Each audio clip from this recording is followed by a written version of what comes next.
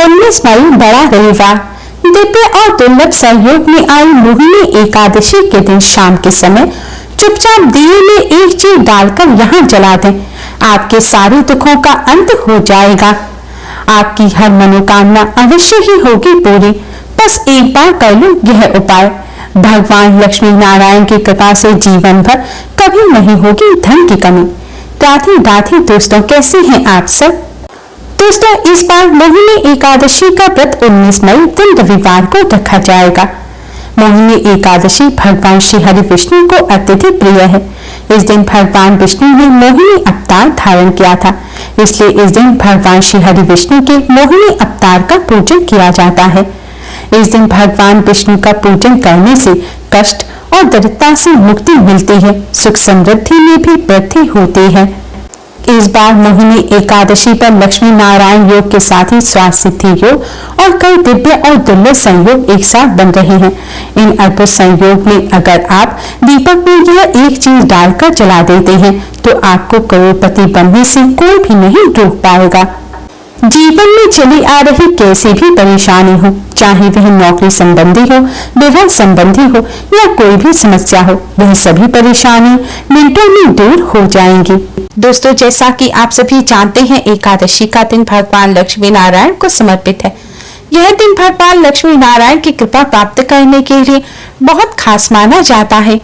इस दिन पूजा व्रत ही नहीं, शास्त्रों में बताए गए अगर कुछ खास आसान से उपाय कर लिए जाएं, तो जीवन की सभी दिक्कतें दूर हो जाती हैं, आर्थिक समस्याएं भी दूर होती हैं और जीवन में खुशियां आती हैं।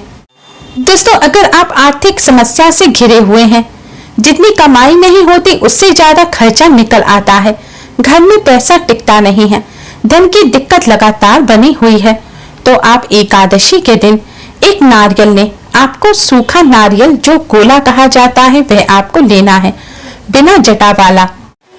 अब इसको आप ऊपर से काट लीजिए। महिलाएं अपने हाथ से नारियल ना काटें, आप अपने घर में किसी पुरुष सदस्य से नारियल कटवा सकती हैं। अब आप बूरा लें और उसमें 1 चम्मच देशी घी मिला लें और फिर इसे नारियल में भर दें। भरने के बाद इस नारियल का जो कटा हिस्सा है उसे ऊपर से ढककर नारियल को बंद कर दें। अब किसी ऐसे स्थान पर जाएं जहां की मिट्टी में आप खोद सकें, यानी कि मिट्टी में इकट्ठा कर सकें और आसपास चींटियां भी हों।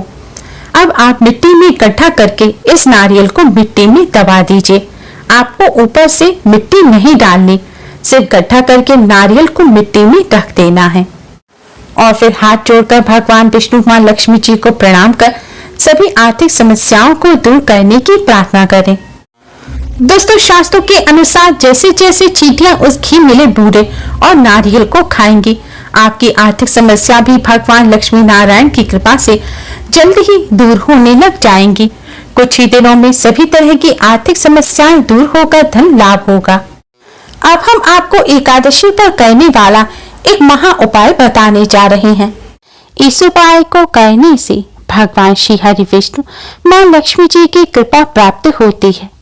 जीवन में चली आ रही बड़ी से बड़ी परेशानी दूर हो जाती है। कष्टों से छुटकारा तो मिलता ही है, साथ ही धन का लाभ होता है और धन संबंधी समस्याएं भी जल्द ही दूर हो जाती हैं। भगवान विष्णु अपने भक्तों के सभी कष्टों को दूर करते हैं। दोस्तों, उपाय सही प्रकार से करने के लिए इस वीडियो को अंत तक अवश्य ही देखें। वीडियो में आगे बढ़ने से पहले आप हमारी इस वीडियो को लाइक कर अपने फ्रेंड्स के साथ शेयर जरूर करें और अभी तक अगर आपने हमारे चैनल को सब्सक्राइब नहीं किया है तो यूजफुल वीडियोस के लिए हमारे चैनल को सब्सक्राइब कर बेल आइकन को भी जरूर दबाएं। दोस्तों, एकादशी की रात का शास्त्रों में विशेष महत्व बताया गया है। माना जाता है एकादशी पर दिन की अपेक्षा रात्रि में की गई पूजा कई गुना अधिक पुण्य फलदायी होती है। इसलिए यह उपाय भी हो सके तो आप एकादशी की रात्रि को ही करें। रात्रि यानी कि संध्या बंदन के समय से आप रात में किसी भी समय इस उपाय को कर सकते हैं। उपाय करने के लिए सबसे पहले आप स्नान का स्वच्छ वस्त्र धारण करें। अगर आपने सुबह स्नान किया है तो आप सिर्फ संध्या काल के समय मुंह हाथ धोकर स्वच्छ वस्त्र धारण करें। अब आप एक दीपक लें और दीपक में आप रुई की बाती लगाएं।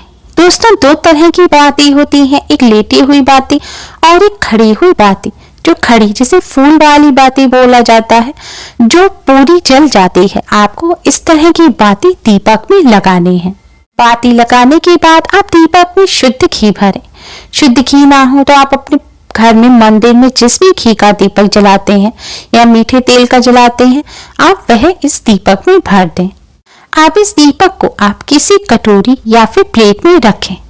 ध्यान रखें, आज के दिन पूजा में भी चावल का इस्तेमाल भूलकर भी ना करें। एकादशी के दिन चावल को खाना या फिर किसी भी तरह से चावल का इस्तेमाल करना वर्जित माना गया है।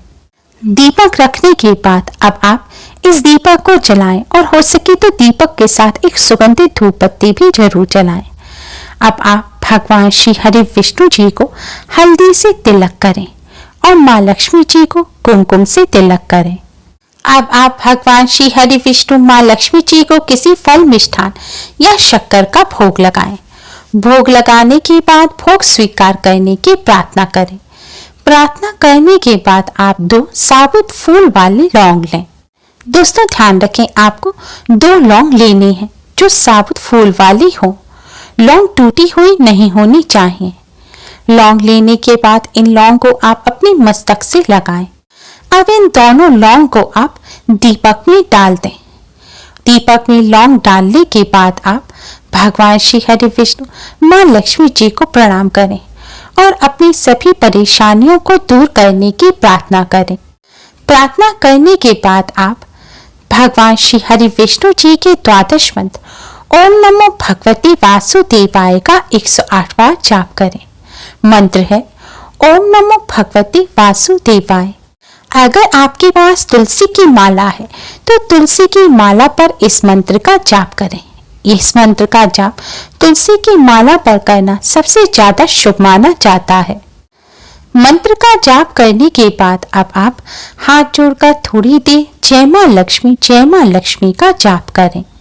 अब आप इस दीपक से भगवान श्री हरि विष्णु मां लक्ष्मी जी की आरती उतारते हुए भगवान श्री हरि विष्णु जी की आरती ओम जय जगदीश हरि का गान करें।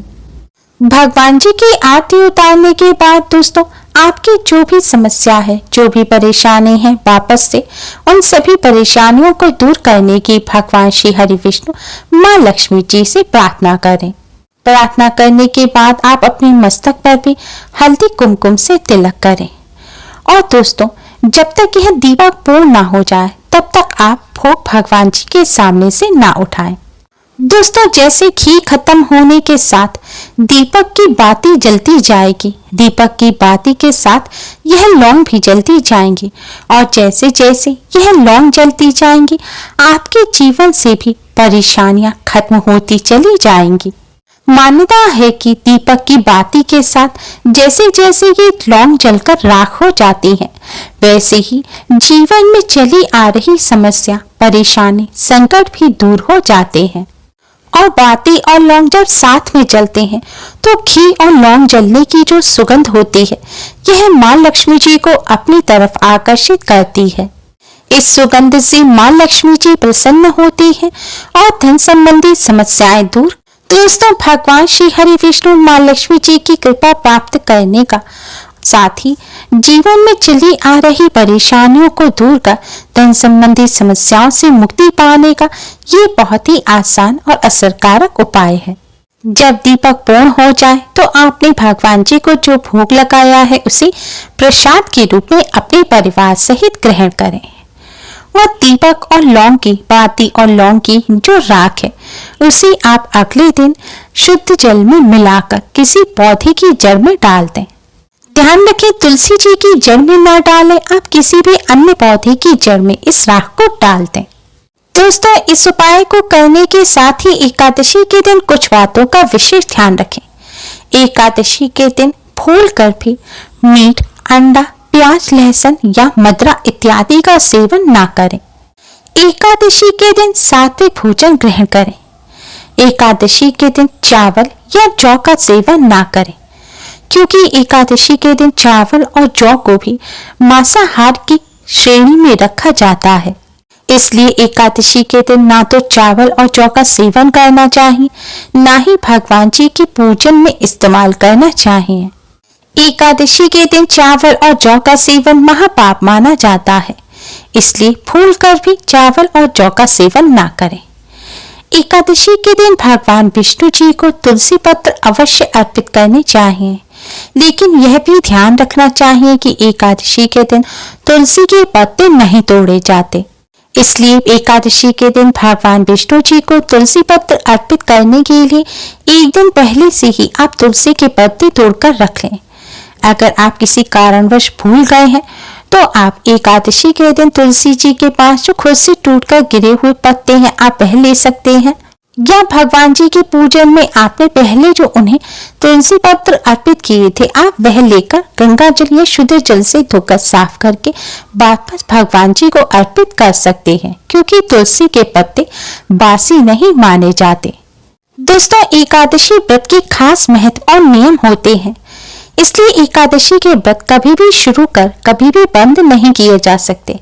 अगर आप एकादशी के व्रत रखना चाहते हैं तो उत्पन्ना एकादशी से ही इनका प्रारंभ करें।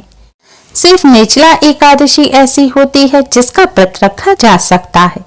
एकादशी के दिन इन बातों का विशेष ध्यान रखें। उम्मीद है आपको हमारी ये वीडियो पसंद आई होगी। प्लीज लाइक करें, हमारी इस वीडियो को अपने फ्रेंड्स और रिश्तेदारों में ज्यादा से ज्यादा शेयर करें, जिससे वह भी इसका लाभ उठा सकें। हमारी और भी वीडियोस के लिए हमारे चैनल को सब्सक्राइब करना ना भूलें। Thanks for watching. Radhe Radhe.